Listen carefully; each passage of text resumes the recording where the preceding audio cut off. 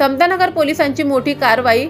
समतानगर पोलिसांनी मोठी कारवाई करत 1,50,00,000 रुपयांचा अवैध गुटखा जप्त करण्यात आला आहे. गुजरातहून मुंबईकडे येणारा MH43BG4150 क्रमांकाचा कंटेनर दहिसर चेकनाका पार केल्यानंतर सकाळी 5 वाजता कंट्रोल रूमला माहिती देण्यात आली. त्यानंतर समतानगर पोलिसांनी कंटेनर थांबवून तपासणी केली असता त्यामध्ये SHK किंग नावाचा प्रतिबंधित गुटखा मोठ्या प्रमाणात आढळून आला आहे. FDA अधिकारी योगेश कानसे, अक्षय रायकर आणि लखन मुकीरवाड यांच्या उपस्थितीत मोजणी करण्यात आली आहे.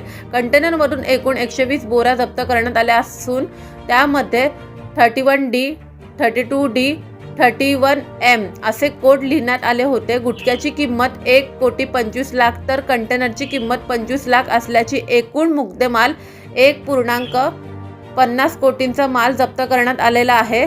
पोलिसांनी मालक गफ्फार फारुख मिया वय वर्ष 41 यांना कर्नाटक येथून अटक करण्यात आली असून लोरी मालक सय्यद रसूल असल्याची माहिती दिली आहे. या तस्करी मागील संपूर्ण नेटवर्क तपास सुरू आहे. अधिक माहिती प्रतीक्षेत आहे.